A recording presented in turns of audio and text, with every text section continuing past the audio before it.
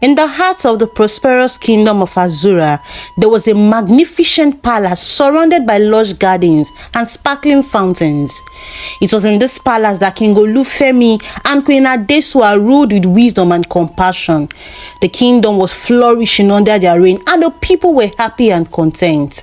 However, within the palace walls lived their only child, Princess Asha, a 5-year-old girl whose beauty was matched only by arrogance and pride. Princess Asha was a striking child with dark curly hair that cascaded down her back and eyes that sparkled like the stars.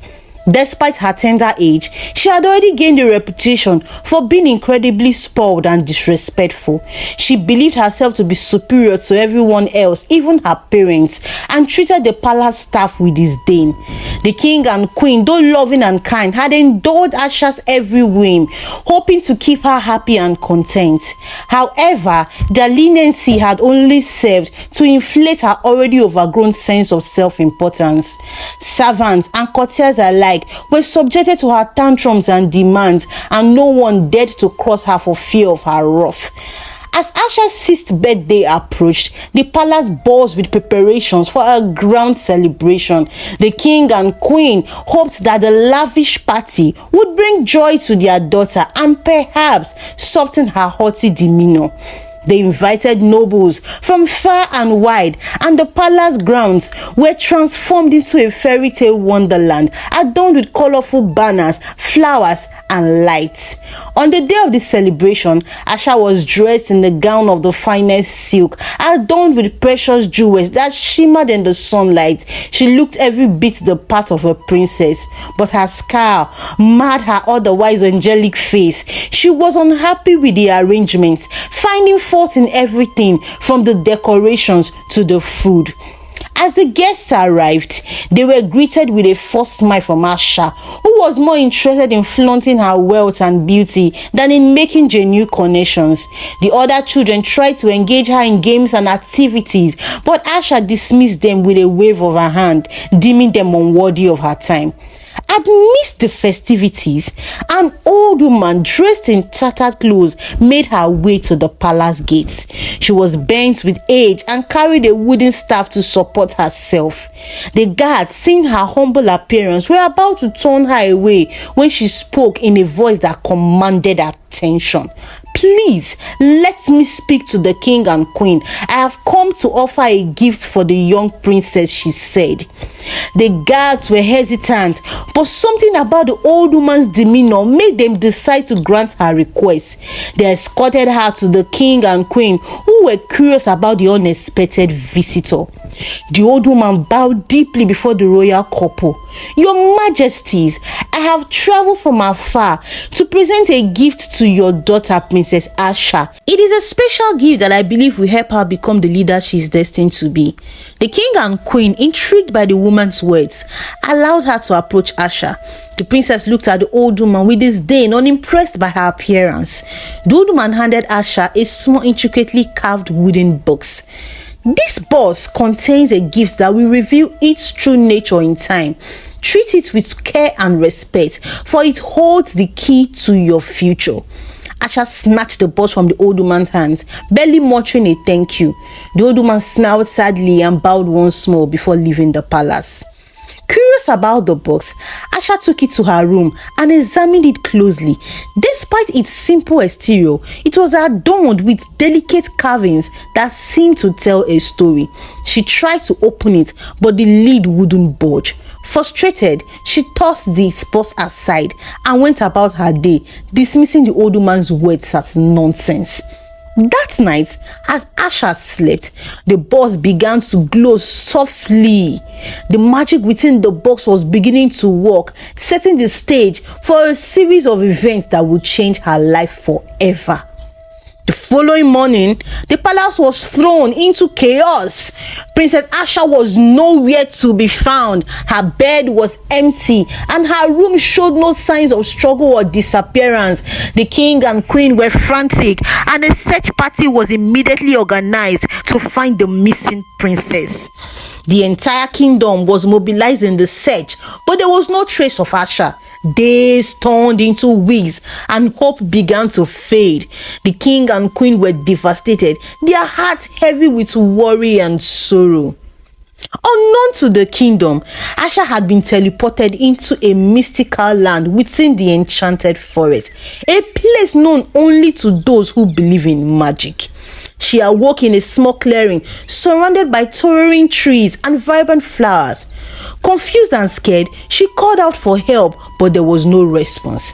As she wandered through the forest, she encountered various magical creatures, some friendly and others not so much.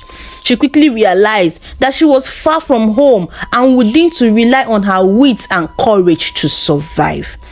As Asha made her way through the forest, she came across a wide river with no visible way to cross it.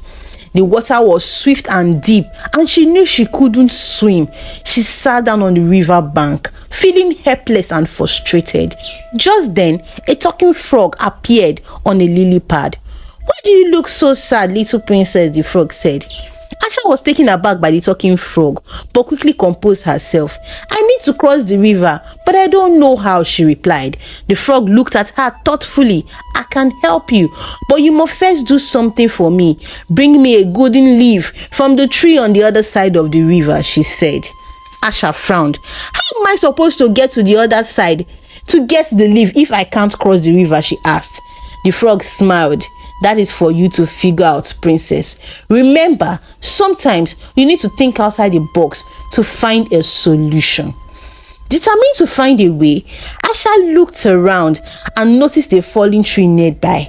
With great effort, she managed to push the tree onto the river, creating a makeshift bridge. She carefully crossed to the other side and found the golden leaf on the magical tree. She plucked it and returned to the frog, who was waiting patiently.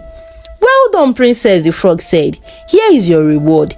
He handed her a small glowing stone. "This stone will guide you on your journey. Use it wisely." Asha thanked the frog and continued on her way, clutching the stone tightly. She couldn't help but feel a sense of accomplishment having completed her first challenge. As Asha ventured deeper into the forest, she encountered a massive wall of thorns blocking her way. The thorns were sharp and impenetrable, and she knew she couldn't force her way through. She sat down, feeling defeated. Just then, a wise old owl flew down from a tree and perched on a nearby branch. "Why do you look so troubled, little princess?" the owl said. Asha sighed. "I need to get past these stones, but I don't know how," she replied. The owl looked at her with large, knowing eyes. "Sometimes the answer lies within. Look inside yourself and you may find the answer to overcoming this obstacle," the owl said. Puzzled, Asha took out the glowing stone the frog had given her and held it close to her heart. She closed her eyes and focused, feeling the warmth of the stone spread through her body.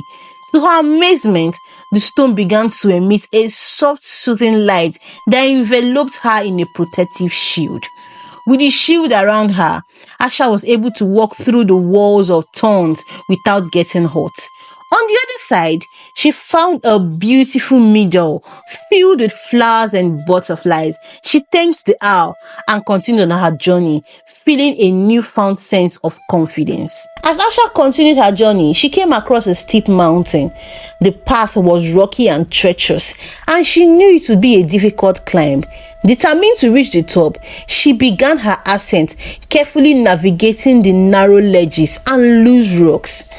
About halfway up the mountain, she encountered a large boulder blocking her path. It was too huge to move, and she couldn't find a way around it. Frustrated, she sat down to rest and think. Just then, a friendly mountain goat appeared. "Why do you look so depressed, little princess?" the goat said. Asha explained her predicament, and the goat nodded thoughtfully. "Sometimes you need to look at things from a different perspective. There may be another way to reach your goal," the goat said. Inspired by the goat's words, Asha looked around and noticed a narrow ledge that led to a hidden path. It was risky, but she decided to give it a try. With careful steps, she made her way along the ledge and found the hidden path, which led her around the border and up to the top of the mountain. At the summit, she was greeted by a breathtaking view of the enchanted forest. She felt a sense of accomplishment and pride, having overcome yet another challenge. As Asha descended the mountain, she came across a small hut nestled in a peaceful glade. Curious, she approached and knocked on the door. A wise old hermit answered, his eyes twinkling with kindness and wisdom. "Welcome, Princess Asha. I have been expecting you," the hermit said. Asha was surprised but grateful for the warm welcome. "How do you know who I am?" she asked. The hermit smiled. "This forest has many secrets, and I have been watching your journey. You have shown great courage and determination. Please come inside and rest." Asha entered the hut and sat down by the fire. The hermit offered her a bowl of stew and a cup of tea. As they ate, the hermit shared stories of the forest and the magical creatures that lived within it.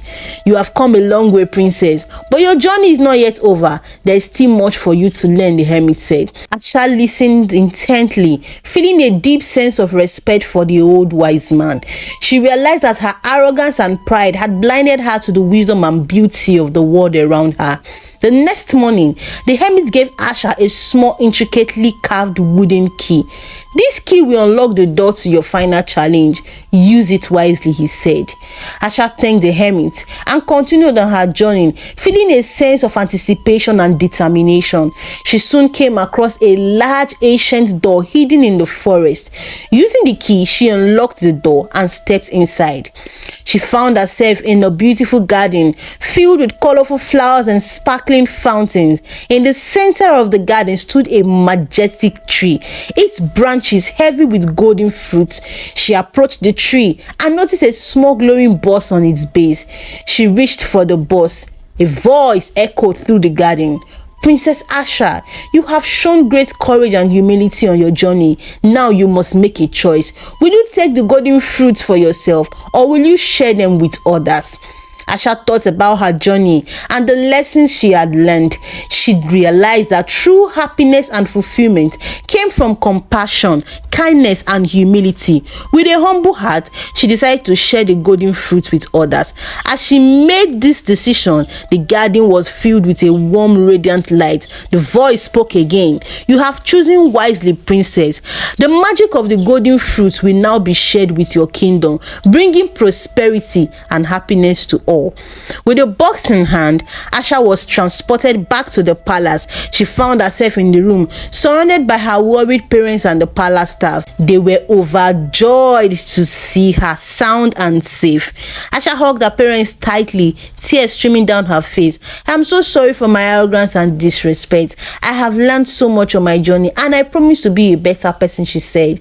The king and queen were moved by their daughter's transformation and embraced her with love and pride. From that day forward, Princess Asha was a changed person. She treated everyone kindly and with respect, and her arrogance and pride were replaced with humility and compassion. The kingdom of Azura flourished, and the people were happy and content.